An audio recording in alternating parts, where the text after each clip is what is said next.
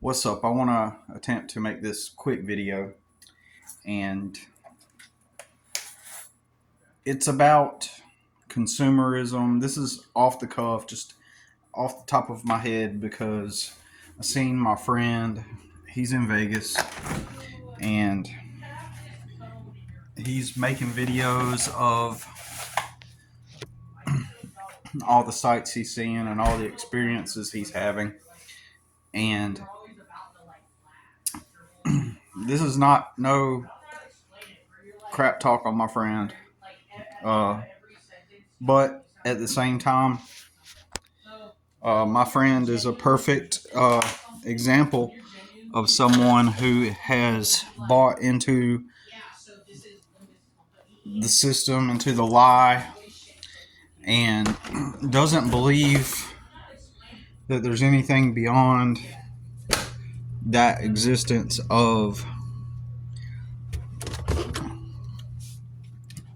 being um, being a permanent, what would you call it, servant to the system, basically. And I want to make a longer video about this, and I've it's been rolling around in my mind about how about how I want to make this video and talk about these things, and it's too late tonight to get into that, and I'd be up for an hour talking about it. So, but I just have to talk about this because my friend just seen a video where he's sharing video clips. He keeps making these posts where he's sharing these posts where he's walking around like in Las Vegas, and so there's this little micro stage, this mini stage, and there's maybe like a crowd of like maybe 100 people, and a band is playing, and he's walking through getting the video clip of this band finishing up a song, and all the people are like, yeah. And then the singer, he says something like, says some kind of thing, between songs or whatever. You know what I'm saying? You know the scene. You know what I'm talking about. And it's kind of sad because that is escapism. You know what I mean? I didn't get pulled up on. I jumped off like a fucking emo kid. My son's playing video games. So, any, anyways, yeah, my buddy. It's sad because he is just an automaton. I mean, 20 years ago, and this is the video I really want to make, right? 20 years ago, I drew up like a drawing with a computer. I used art in computer, or paint, or whatever you call it, paint.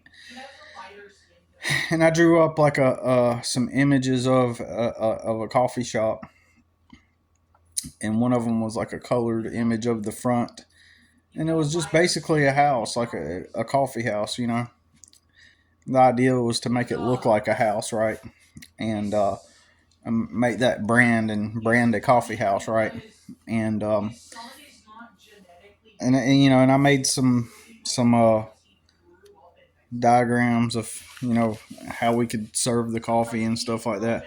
And I legitimately pitched this idea to my friends. And in that moment, when I did, I don't think that they understood that I was trying to pitch them the idea of opening up this coffee shop, right? And so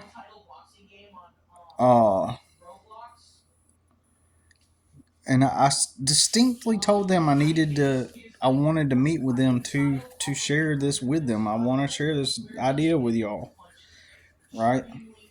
And in their own brainwashed kind of way, or indoctrinated or conditioned type of way, they showed up with the mentality of, yeah, Billy wants to get together. Billy wants to hang out, and he wants to hang out, you know. And I gather that that's how they perceived it. After I left, I gathered that that they perceived it as Billy wants to get, but we did it all the time. Like, we would, after work, we would go get something to eat sometimes. And then sometimes after work, like on the weekends, we would go see a movie and then hang out, and then go do some, we'd find something to do. We got into some shenanigans here and there uh, after work. So then every Monday we would go uh, out to eat somewhere. So it's like Fridays and Mondays were the days that we hung out, basically, and some Saturdays too. But so when I told them it was time to, that's kind of funny. Some people that used to comment on my channel would talk about how, like, I don't have any friends. That's been a common theme in my life. People, the way, anyways, people have told me repeatedly in my life, like, oh, you don't have any friends, and I think that's hilarious, especially online when people don't know shit. They don't know anything about you. And when I was hanging around, uh, it's something that, like, Rudy and I kind of go back and forth on, where we're talking about masculinity and just behavior, modern day human behavior and whatever. Uh, uh, when I got around, I started hanging out with these liberal, kind of super left leaning people, like staunch Bernie supporter, and specifically, this person worked at Starbucks too, and so. And believe me, I don't technically have anything against Starbucks. I met a lot of nice people from Starbucks. Don't get me wrong. Met a lot of nice people that worked at Starbucks. And when I go into Starbucks, they, for the most part, treat me really nice. And you can tell, yes, they do. Many of them, if not most of them, have that certain quality, that energy. I know I'm getting off topic, but bear with me. They have that programming, that modern day social programming, and the way they talk, their inflections, their tonality, and all that stuff. You can tell. You can tell that. I'm just laughing at my son in there, but you can tell that that they have that programming, and it's not just in my area. You go to any, like, Starbucks, and they all have that certain, as if they all came from a specific country. It has a certain, like, inflection, certain, like, accent, and it's not even an accent necessarily. It's just a way. It's just this. I should practice talking like that just to show you what I'm talking about. And it's that same vibe, that feel, and it has nothing to do with Starbucks specifically, because I know that in other, I've witnessed this in people in other environments as well. So it's a paradigm. It's a lens, and it's a structure. It's a set of thought forms. It's something. It's a program that's influencing behavior and how people act. But anyways, I'm getting off topic. Anyways, one of those guys from Starbucks, that I hung out with, he would be like, "Oh, you have no friends," because back then I was living out of my truck, and now it is true that most all of my friends moved away.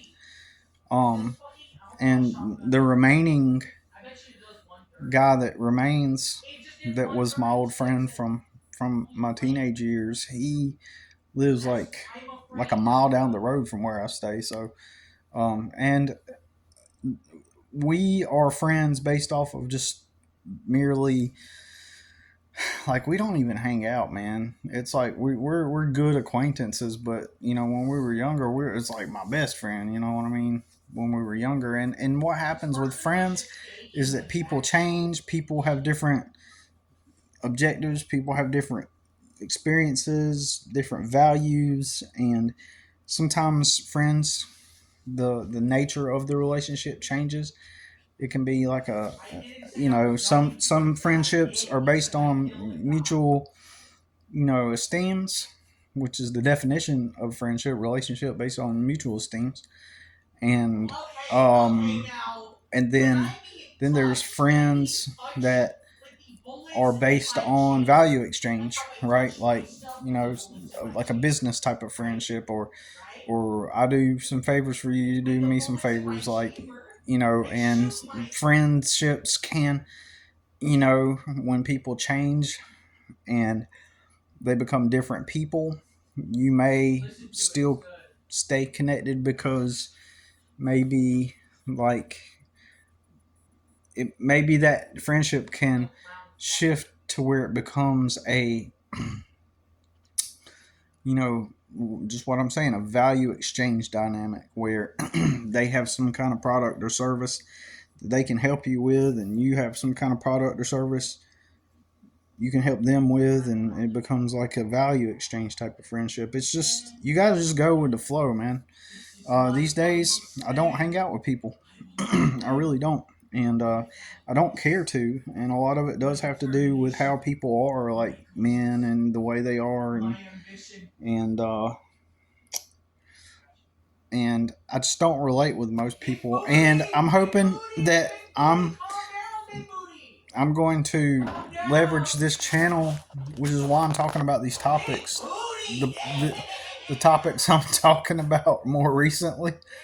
Um, the topics I'm talking about more recently are a huge part of it is in order to make connections with people that get it, people that understand, and people that want freedom inside this matrix, right? Inside this reality. We even if you can't escape the matrix, you might as well enjoy the steak while you're here. You know what I'm saying? And I'm not advocating for supporting evil. That's not what I'm saying. I'm not saying that. I'm just saying that, like, if you're in this matrix, you still you want freedom within the matrix. So let's just make it simple. Like you want freedom in this reality. In your reality, you want freedom, and you want to meet other people who desire freedom, and not just desire it, not people that enjoy just spending their daily lives like just listening to YouTube videos about how to quit your job and stuff like that. We're talking about people that are actually, like myself, taking the action that it takes to, move forward and become free. And you're surrounded by, in the mainstream, surrounded by people that don't think that way. They're not looking for freedom. They're not looking for personal freedom. They're not looking for um, any kind of uh, resolve. And so when you go out into the world and you start talking about, yeah, I'm going to start my business, and I'm going to gather my own clients, they just look at you like you're weird, because only certain types are able to do that. Only in their opinion, or they think that you're straying outside the, like, you're trying to find some hack or angle to um or maybe even a shortcut to try to, you know overcome having to go get a job, like, right, that, so that you don't have to get a job and work like everybody else. You're looking for the quick fix. That's what they tell you. And ironically, those same people that would say that, their whole entire lives is about the quick fix. It's about the instant gratification. Their whole life is about that, right? So that's the irony of that. Those same people that diss and knock your ideas, and I had to, this is why I can't be friends with most people, because they're not hustling.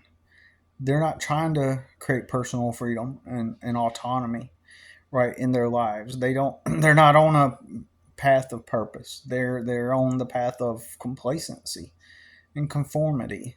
And so when you go out into the real world and like you go to the restaurant at lunch and you see a bunch of bros all, coming walking in the door, and there's about 8 of them, and they all got the same orange shirt on, and it's got a logo on it, and they got their boots on.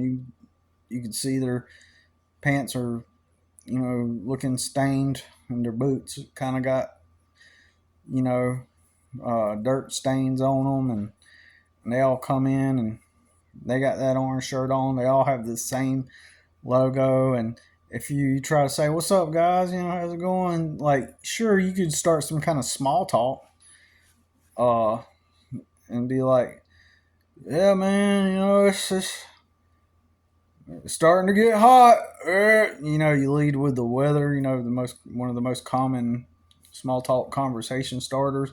"Man, it's starting to get hot out here. Heck yeah, man." And then their reply is, "Yeah, man, I'm ready to get out there on the lake, man. I'm sick of this shirt. I'm sick of this shirt." Right?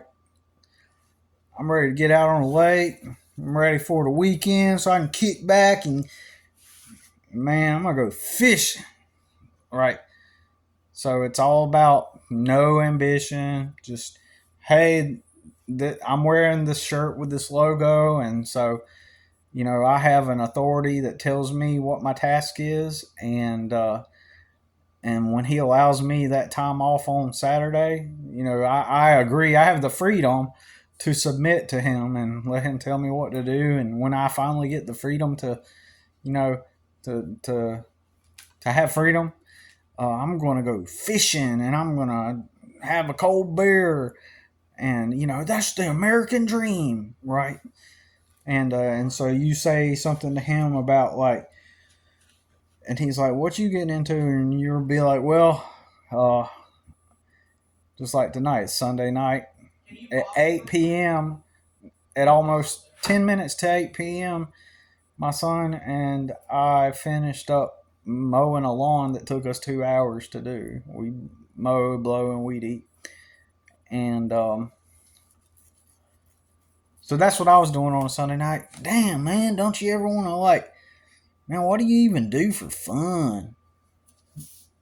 Well, the thing is, see, unlike him, and he's probably privileged, he probably had some parents he got to live with, or somebody he got to live with till he could save his money and move out, and so relatively, he's kind of got like most of those dudes, in my experience, have a relatively easy life experience, and so it's just about, so for them, there is no fight, there is no purpose. It's just they exist, and then they've been taught by the authorities, hey, once you get out of school, look around you at all these authorities. They got these tasks called jobs, and you find your job. That's who you are. Because don't you remember what they taught you on Sesame Street? When you grow up, one day you can be the fireman, or the policeman, or the doctor, or the librarian, or the this or that, the astronaut, and they'll highlight all these, like, what, how would you label? I mean, they're all different fields. They're all different careers. They're all different fields. How would you label each one of them? Like, they're like some of, like, the most important roles in society, right? Those I listed, and so they highlight those on Sesame Street to kind of give you the.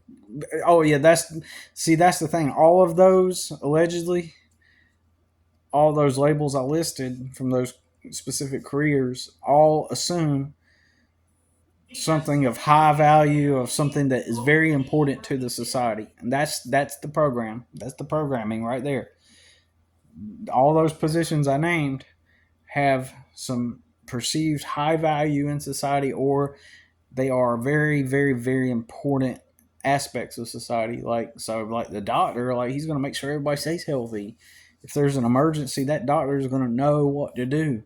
You know, if there's a health emergency, the fireman, he's going to save the home. The policeman's going to save people from the bad guy. And so they, and the librarian has all the knowledge from all the books. It's the way it's these impressions that are given. So they highlight these careers that are, like some of the most perceived important roles in the society, to give the impression that when you grow up and you get your job, it is an important role too. See how the programming works? So by the time you become an adult, your job, whatever job you have in the society, just like they have those jobs and they're important to the society, whatever job you do is important to the society then. And if you decide not to participate and figure out what job you're going to have, then what's the opposite of that? That means you're a bad person if you don't do your job. So a good contributing member to society will find a job. And whatever job you do, it don't matter if it's moving the boxes all day in a grimy, dusty warehouse. That job makes you a morally, relative to the collective, makes you a moral, responsible contributor to the society because you're doing what's right. There's that moral quality overlaid onto it. So that's how they trick us. That's how they program us. Because, whatever job you have is the job that is, whatever job you have is your role in the society, just like the doctor. The doctor does an important thing. The policeman does an important thing. The fireman does an important thing. So whatever you do is the important thing that contributes to society.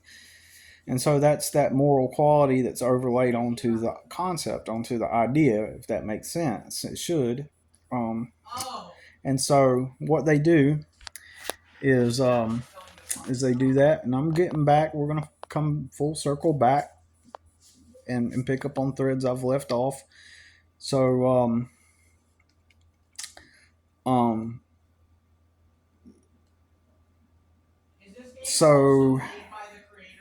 might have to pause this for a sec. Hold on.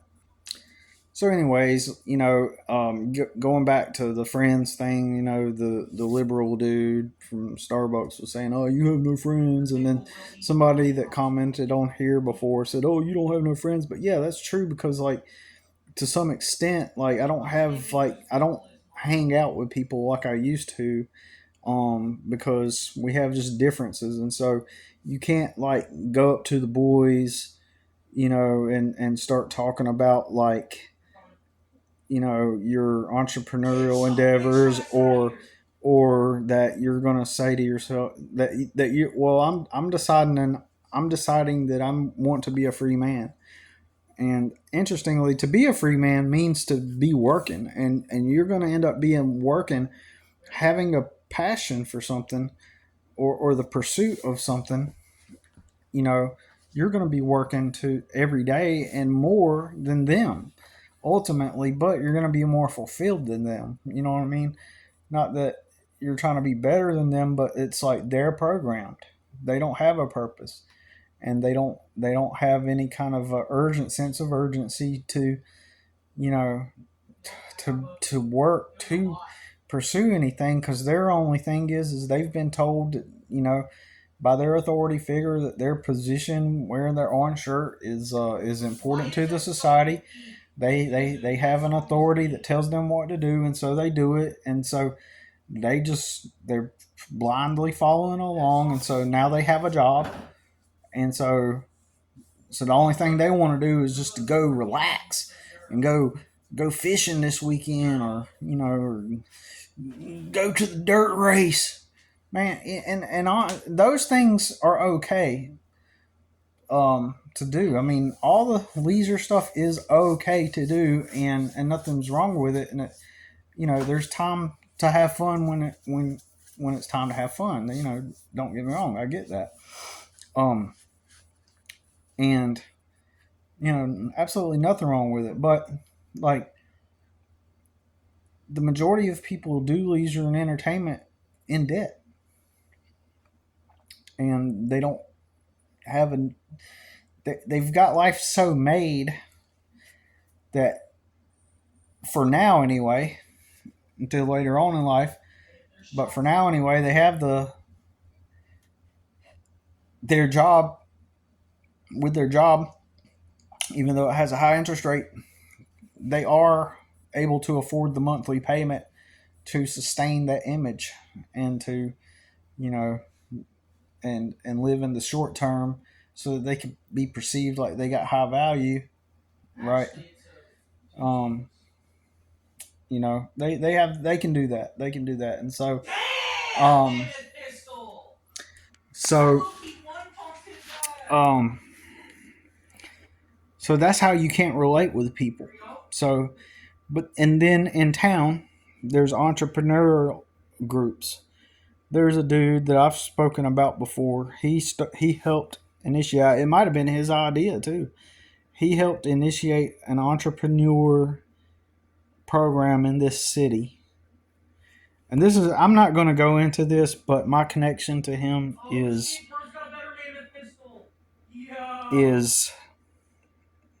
it's so ironic. It's so anomalous, right? He just happened to be the guy to start the entrepreneurial program. There's a whole building, a whole business here in town where business people and entrepreneurs, and it's not the Chamber of Commerce, but it's a whole different thing where they hold these meetings regularly where entrepreneurs and business people can pitch their business plans and ideas to others to attempt to get investors. They have networking events, and they help people grow businesses, and they help all this stuff. And the guy that started it, for reasons I'm not going to name right now, and I know him personally.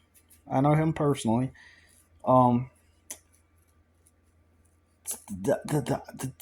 the anomalous circumstances that I'm talking about. Maybe one day when my channel's bigger and I can make private groups with people, if this channel gets to the point where I can have like private groups and I'm in a setting where we're all on some kind of Zoom call, and we can just, your face is in the corner, my face is in this corner, somebody else's face, we're all in like talking on Zoom or something, and we have private groups. I can go into more of this stuff, but I can't go into it here right now. But of all people, this guy ends up becoming this local entrepreneur, and he opens all these coffee shops. And his coffee shops look almost nearly exactly, very close to what I envisioned when I wanted to start my coffee shop initially, right? And so, my idea, right? And then a few years later, or some years later, nearly 10 years later, he's creating these coffee shops, and he has several locations. and that's why I was saying, I'm bringing it full circle. But anyways, he starts these coffee shops that are so similar to the idea I had, but I've never told him this. I know if I start talking about this, like, he could chalk it up to me being jealous that he was able to start the coffee shops.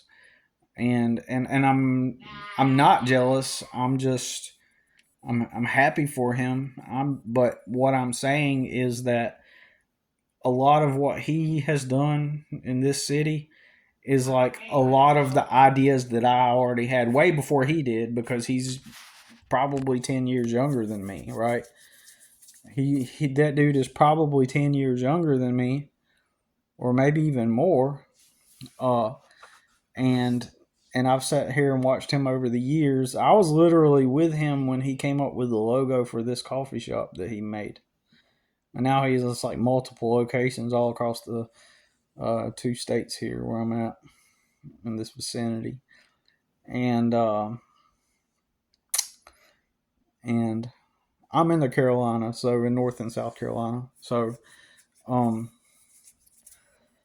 so anyways, um, it's so freakishly anomalous that given the circumstances and how I met this guy, um, and him being the one that started these entrepreneur groups, for that reason alone, like I cannot personally get immersed into the that community. That's due to the circumstances with that, and also my situation through the legal stuff I've been through. And like I said, it's so anomalous. It's so there's so much that I don't say on this channel, um, because it would require tons of explanation and letting people like breaking things down into their nuances and their intricate variables. Like it's so like I can't talk about it on here in public, and I don't want to.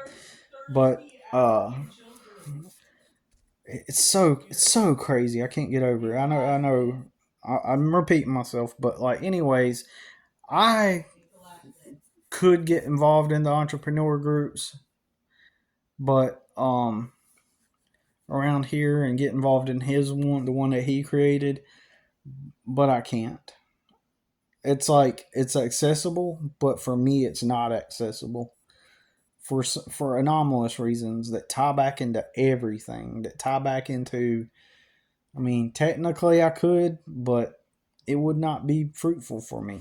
Um, so that's a way I could technically meet people, and I've been to some of the meetings that they have with the entrepreneurs where they're all pitching they're like a bunch of business guys wanting their products and services to take off. Like I was at this meeting with this where this one couple dudes, they created this laundry system, this pickup where they go around to the fancy neighborhoods and they offer a delivery and pickup laundry service where they deliver and pick up people's laundry. They leave their dirty laundry on the front porch. They come and pick it up. They go wash it at the laundromat, basically, and then they return it back to the customer, folded and clean and folded, right?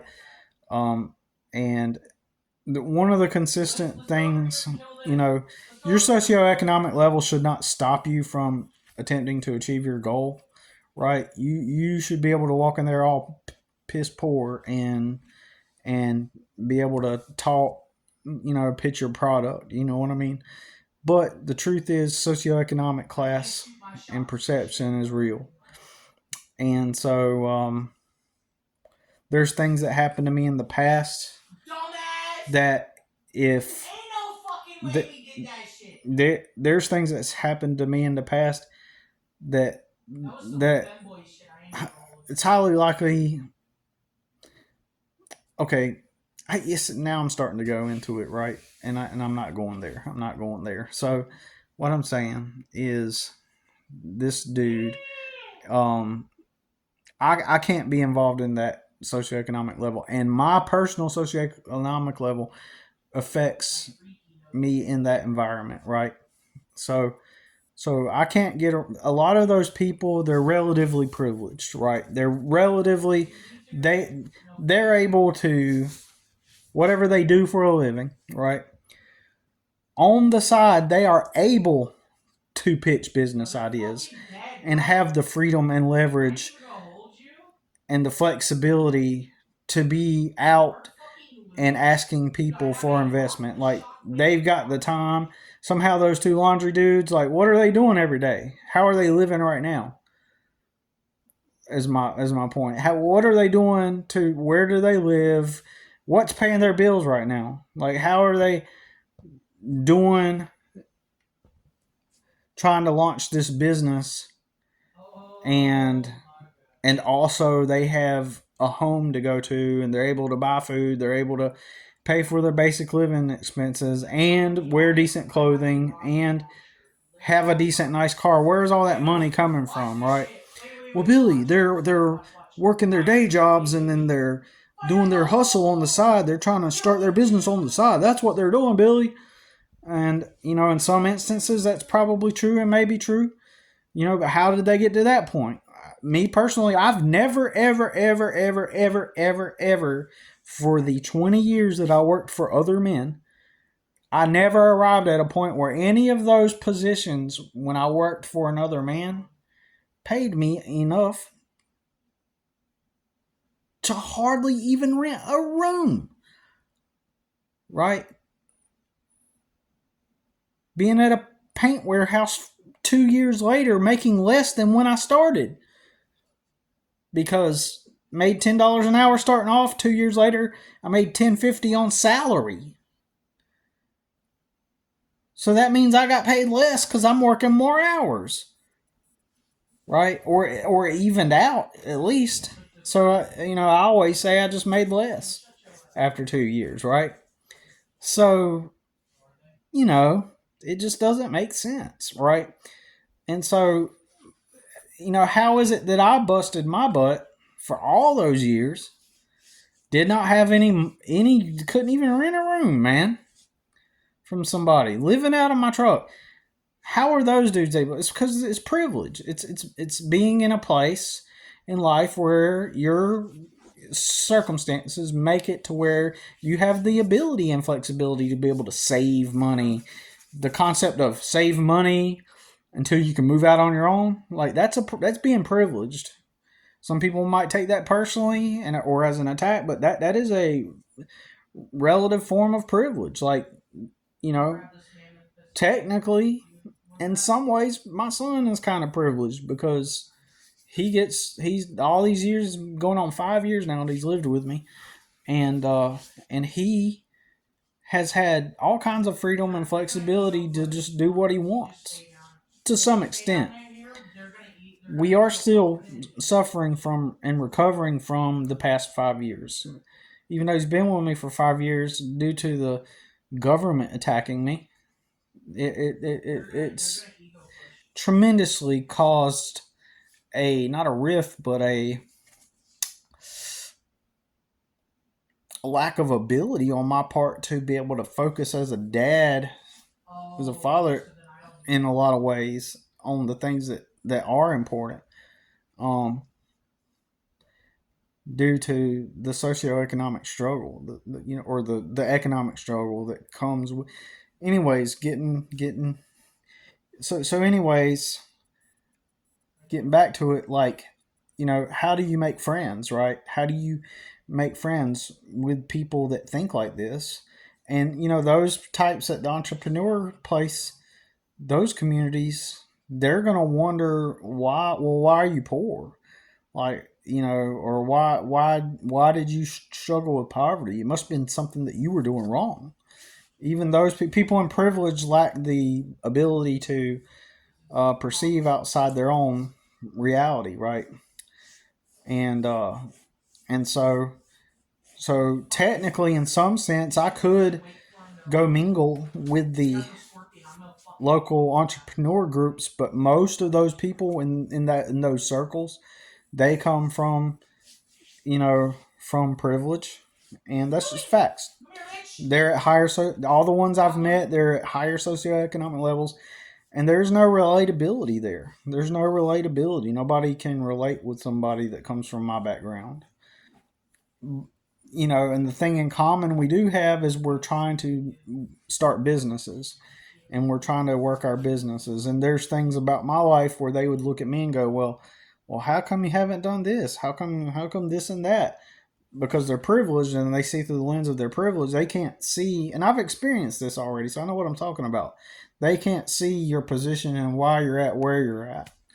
It's like people couldn't understand when the government suspended my license for over a year and a half.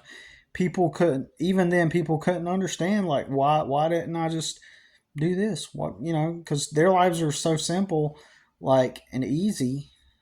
Like, so they think that their life is hard, right? But coming from my position, like, and I'm looking at theirs, it's like their life is easy. If they get a flat tire, it's just a minor inconvenience, right? They've never experienced hardship, so it's like they wonder what, if life doesn't come as easy to you as it does to them, then you must be doing something wrong. It's their perception, right? It's their perception of who you are that limits your ability to make, organic, natural, connections with people, because, you know, it's pretty simple if you're poor or if you've struggled or endured any kind of poverty. Simple, just get a job. Just work really hard, right? Isn't that simple? That's all you got to do, just work. I mean, that's what I would do if I was in your situation. I would just work, and then do your business on the side, man, until you grow it to where you need to be. Then you quit your job, and it's as simple as that. Billy, come on, man. See, they can't comprehend how hard how wrong they are, how actually wrong they are, right? My argument, is that most of the time it's context dependent, and in my situation that was not possible. So anyways, so in some ways we could, and that's probably in part also due to the local culture. It's local culture, if that makes sense, has a lot to do with it in these circumstances that I'm in, and that things I've been through over the years, and my experiences that are connected to the guy that started the coffee shop, right? That he doesn't know what I'm talking. If he was watching this, he wouldn't know what I'm talking about. Actually, I couldn't bring it up to him in a way. I couldn't. There's a connection that limits my ability to network with the entrepreneur community, weirdly, because of him. No, not because of him. Let me take that back. Not saying that he is the source of any kind of problem, but because of where he comes from and the people that he knows, then he can't.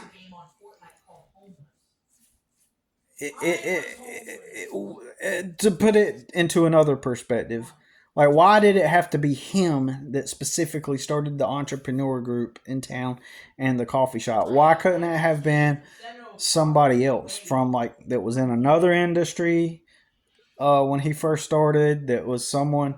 Why couldn't it have been like some other guy that started the entrepreneur group and the other that came from another circumstance where he didn't know me, and or he wasn't connected to people who know me? Why specifically was it him that came up with these awesome ideas? And he's a cool dude, It's just like, I'm not trying to knock him at all, I'm just saying,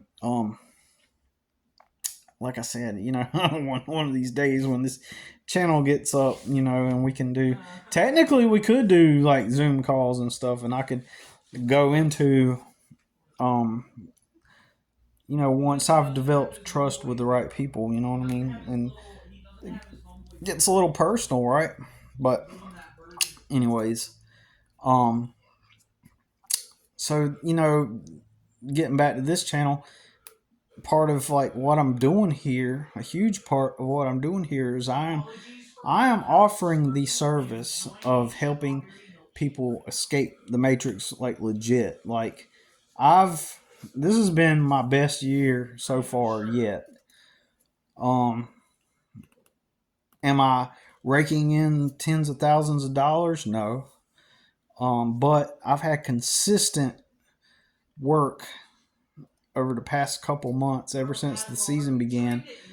Consistent, in a way that has helped me tremendously, right? Even though the progress is is incremental and it's in small chunks, right? It's not like all of a sudden I'm taking off and my life has been changed and it's changing and everything's taking off, right? Nope, it's not that. Uh, it's not happening like that, but the steady flow and, even though it's like a small shift, a small change, that change relative to what I've experienced over the past, especially the past 5 years, has been significant. It's been a really big year. So, in the timing of things, a lot of it has just been timing of things. So, in that sense, it's luck too. So, but it's also because I built up this clientele. I've built all these customers up from scratch, like literally by me advertising. And I've got as soon as one job's done, another customer's calling me, and I'm literally working for myself, right? I'm literally serving my customers. I build it, and my experience, I can show you how you are brainwashed, or how people are brainwashed. If you're brainwashed, if we've all been brainwashed, look, we've all been indoctrinated and conditioned to believe reality works a certain way, and so I've built it, right? And so and I go back to 2000. It's ended up actually becoming a long video. Not my intention, but it did, and that's okay. But I'm just saying, like, I've been wanting to make a video about how, like, if 25 years ago, in the year 2000, you had started a business, you would have potentially been a multimillionaire by now. Because all this talk about, you know, oh, starting your own business is only for certain types, or not everybody's cut out to uh, be in business for themselves. Not everybody's cut out to run a business, Billy, right? And what are some of the other classical tropes? Uh, you better be ready to pay all them taxes. What's another thing? They're gonna get you in them taxes. They're gonna get you there, man. So it's better to just like work for somebody else, like, because they're gonna get you in those taxes. There's always some reason that people make, some kind of reason. People try to validate the idea of not working for yourself. Well, hope it works out for you. And then almost, if you talk about it to people, almost as soon as it exits your lips, how's that working for you? Like, all you got to do is come up with the business idea itself. Like, oh yeah, I wanted to start a body shop. Well, how's that working for you? Like, almost nearly immediately when it exits your lips, it's like, I haven't even freaking started, man. What the hell, right? Just all the classic things. I had to cut off one friend, right? You're gonna have to cut off friends, right? So I had this one friend um who I had to cut off, man. He kept dissing my ideas, like, and he was one of my best friends. Like, I considered him my best friend. All my other friendships kind of like dissipated. Like, we stayed connected, but he was one of my closest friends, and we remained like close friends. But then then it turns out he was like super liberal too, by the way. He ended up being super liberal, always watching the Young Turks, like they were the authorities on everything that was right. And so he was always like knocking my ideas, right? Anyways, I'll tell that story later. Eventually I said, screw it, man. Like, you're not supporting me at all.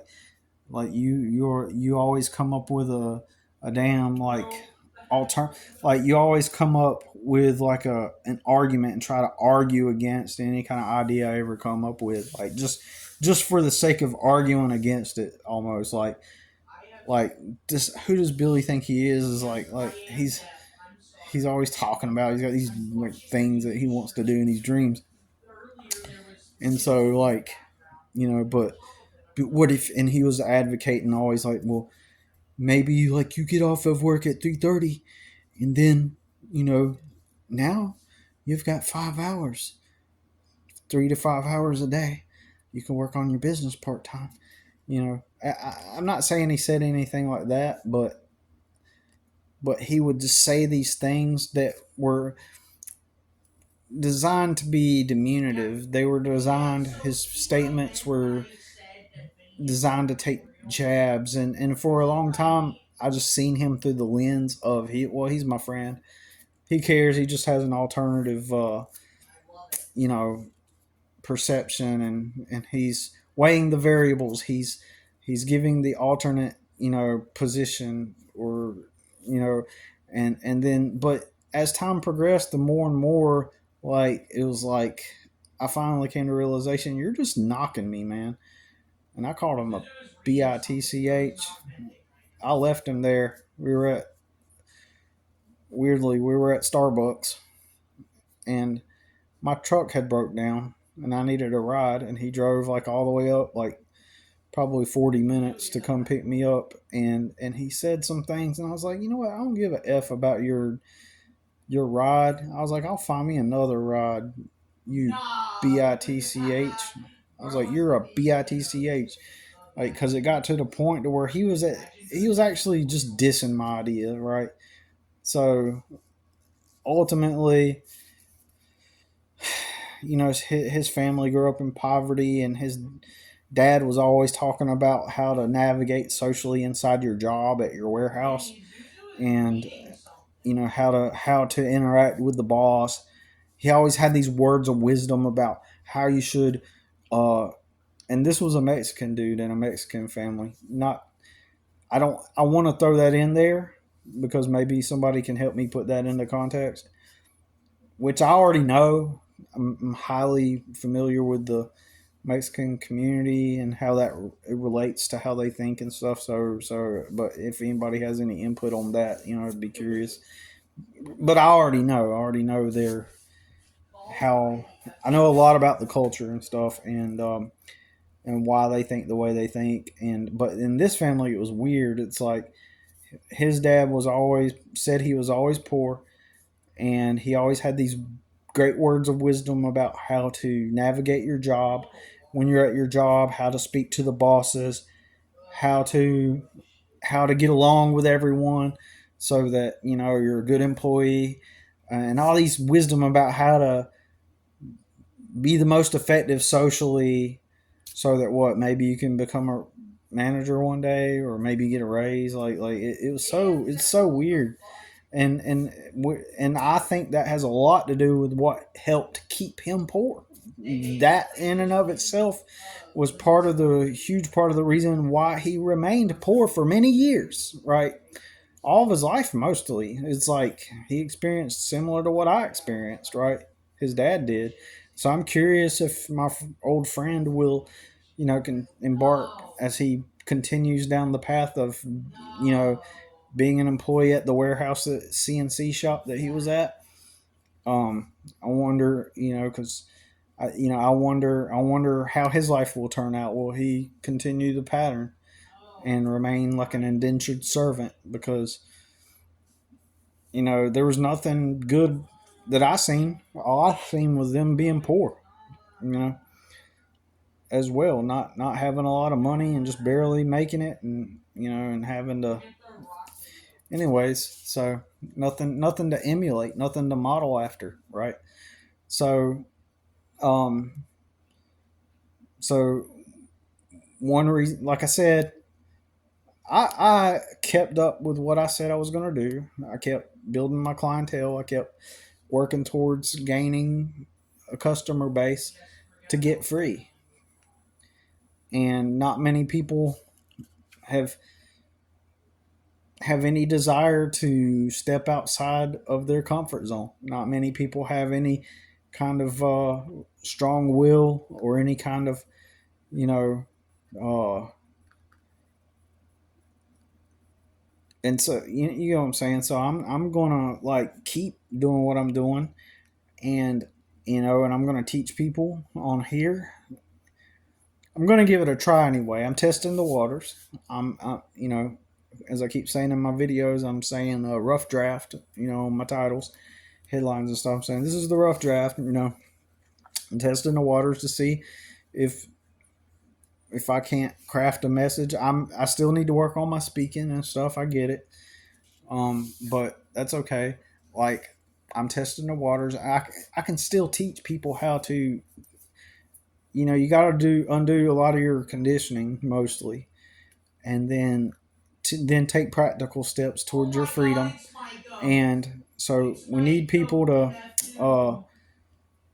that will wake up, and we need to find each other. And so that so this goal of this YouTube channel is to, for now anyway, is to um, teach people reality, you know, and how to become free within this reality. Start your own thing, so that you become free. Like, um, so yeah, I sat there and I told my friends, this is the coffee shop, and I think we should go into this. And they thought I was trying to hang out because they're conditioned, right? Never question anything. They were just going along with the script, and so they thought I just wanted to hang out so I could show them my cool idea, right? And none of them none of them bought into the idea. They just and then the conversation just transitioned over into like every other conversation we would have as friends, right? Just they didn't get what I was trying to do. And had we, let's just pretend like they said, yeah, you know what, we need to do that. We need to start this coffee shop, right?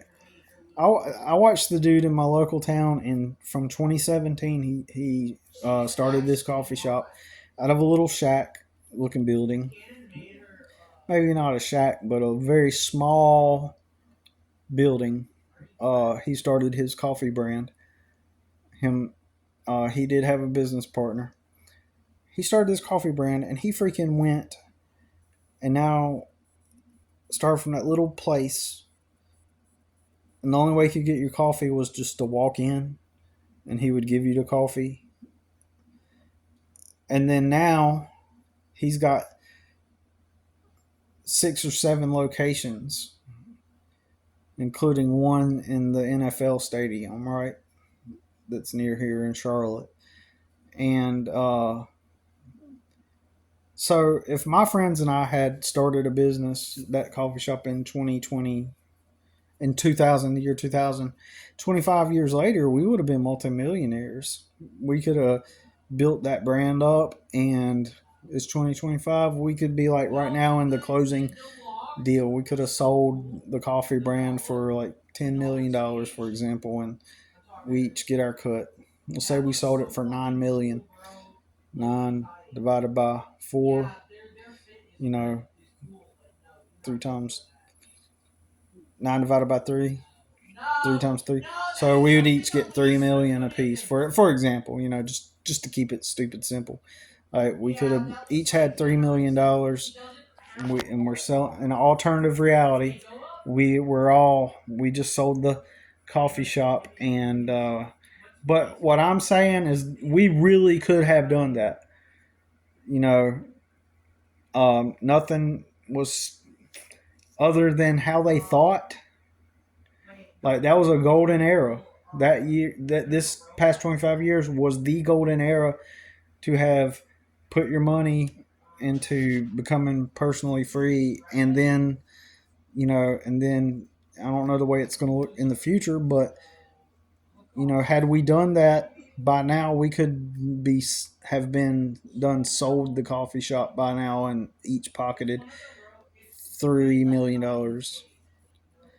Even if we ended up selling it and we only made $1 million a piece, we sold it for $3 million, and we each got $1 million a piece, for example, to keep it simple. Like, that's what would have happened, because it was easy. It wasn't risky then. It wasn't. It wasn't risky. People, this major thing that they say, oh, it's risky. Good luck with that. Hope it works out for you. It's risky. So they'll say stuff like that, and but during the past 25 years, it wasn't risky. You could have virtually started almost any business and succeeded at it if you would have simply just stayed persistent with it. That's it. That's it. And my argument now is things will change. I don't know the way society is going, but in my opinion, I think through several different processes of minimalism and strategic planning ahead, uh, you can become free to do what you want, and and that's what I'm here to teach, and to network and to find others that get it. And so, yeah, may not hang out with a lot of people now, but I'm hoping that through this channel that we end up connecting with more and more people who resonate with this type of truth, this type of message, this type of energy. And so as I watch my friend, one of those friends I'm talking about, he's in Vegas, and occasionally, every couple years or so, or a year or two, he'll fly into Vegas and he'll do the same thing over and over and over and over again. It's just him. I don't know if he's with somebody. I thought I heard his brother in the background, but there's been many times where he just went by himself, and he's just an employee. He clocks in at his job in Alaska, does the task his authorities tell him to do, and then they allow him time off. R&R, call it R&R. They allow him some time off, and then and what's he do on that time off? He gets a plane ticket. And then next thing you know, all over his Facebook page, he's got all these pictures of all these experiences he's having. Like, for example, he's went to the, what do you call that sphere, that big sphere in Las Vegas that they built. He's visited the sphere. He's visited some like art show that's just a bunch of like an art installment where it's interactive, and it's got quirky, unique things in it, and he's posting pictures of his, of the time he's having at the different restaurants he's visiting. He's like posting pictures of the food, posting pictures of the desserts, the huge ass desserts that he gets, and if you're following the script, you're thinking, wow, that's so awesome. It's so fun that you went to Vegas and you got to experience all the things. And like I said, when he was at that little miniature concert thing, filming it as it's happening, it's like, and watching all those people go, oh, respond to it and go, ha ha, or woo, like they're all amazed and they're all like, oh wow, yay. Like, on the surface you say, well, that's just people having a good time, Billy. Why are you knocking? Or maybe you're just jealous of your friend, right? No, the majority of those people, they're there. It's the bread and circus, right? It's the distraction. It's all the entertainment. Most of those people don't have purpose. They're just there because they finally get to escape their job, their reality, and they get to like experience like some relief from their reality, and that's sad. So when I see my friend, when I see all those people and they're just getting entertained, like I said, don't get me wrong, there's nothing wrong with that. Hell, I would do it, if I was in a position where I could do a bunch of extra stuff. Honestly, most likely I wouldn't be doing that as much as I would be, working on a painting, or crafting up plans for my next business, right, or my next sales, or my next marketing campaign, or whatever. Like, those are the things that or building my house, because even my house is going to be an art installation, right? the house that I build for myself is going to be an art piece of art, right? When I get to that point, right? So, um, uh, all of those people and my friend, it's just sad because you know that they're there not because they're living their life, that they have purpose. You know that they're there because they're escaping their reality, and it's aimless wandering with shiny trinkets. When your authorities allow you to leave, you fly in a plane and you do this aimless wandering, staring at shiny trinkets and going, wow, that's neat. Yay. Yay. I got done with my work, so I get to go to the Rice Center. You know what I'm talking about when I say that? Like when I was a kid in elementary school, we had centers. So when we were done with our work, it would be like center time. And if you were a good boy and a good girl, you would get to play at the center. So there was the Rice Center, which would be like a big tub full of rice and these like toys that you'd get to like pour rice into them, and it would go down a funnel, and then that funnel would release a circular thing. As the rice fell through it, it would make it go round and round. So you got to play with the rice and it was like yellow rice. And then and then over here, once you're done there, you get to play there for, I don't know, maybe 5 minutes and 5-10 minutes, and then when you were done there, you get to switch with the other students, and you get to go to the art center where there's Play-Doh and paint, and then when you're done there, you get to go to the reading center where it's like a shelf with a bunch of books, and you can pick a book to read. When you're done there, you get to go to the science center, and then it's like got the bones from the animal and the uh and in the aquarium there's a frog in it, and it's just like adulthood. It's like when you're done with your job, when we the authorities will allow you to leave for 2 weeks paid, you get to fly in the plane and go to the Las Vegas Center and look at all the shiny art installment. It's like right. So that's what it is. It's like grown up kindergarten, grown up first graders, right? So if it were just merely, hey man, you know what? It'd be fun to go to Vegas. Like let's take some time away and like go have a good time. And don't get me wrong, I'm sure people do it that way, coming from that frame of mind and that context. And but overwhelmingly, the majority of people are escaping their reality, and that's what my sad friend, and weirdly, that same friend introduced me to Donald Trump years ago. I didn't know who Donald Trump was. This is back in 2000, the year 2000, and he told me who Donald Trump was. He's like, "You don't know who Donald Trump is?" He's like, "You don't know who Paris Hilton is?" I was like, "No." He's like, "Oh man, she's like the daughter of this, like, they own the Hilton hotels, and like she is like the daughter of the owners, and she gave a guy a blowjob on and it's on video, and she's like the daughter." And so he made like a huge deal out of that. And so like that right there is programming. Like, so what, right? That's programming. He's already programmed at an early age. And so he's like, yeah, it's the duh. So he had these books by Donald Trump, right? But he apparently never read them because, and then he's always talking about how one day I'm going to be into real estate. I'm going to have all these buildings. He's been saying that since then. Since for 25 years, he's been saying that. But he's never done anything. All he does is he works his job. And I've had conversations with him where he's had bad experiences at his job, but he doesn't do anything, right?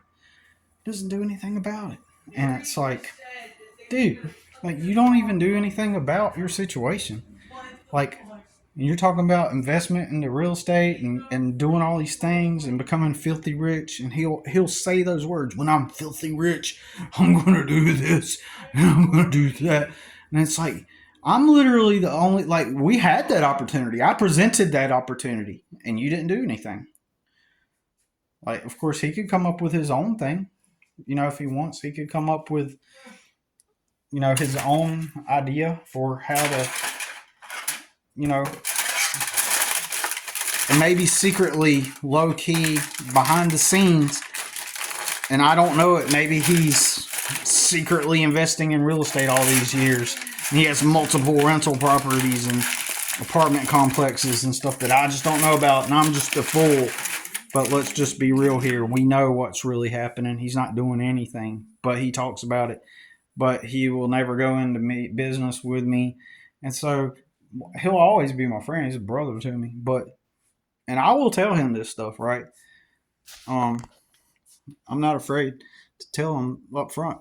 Uh, but it's like Billy's the only one doing anything, and so it's sad, and that's why it's important that we find each other. Those of us who get it, and those of us who are ready to actually take action and change our life. Those are the people we need to connect with. See you later. Thanks for watching.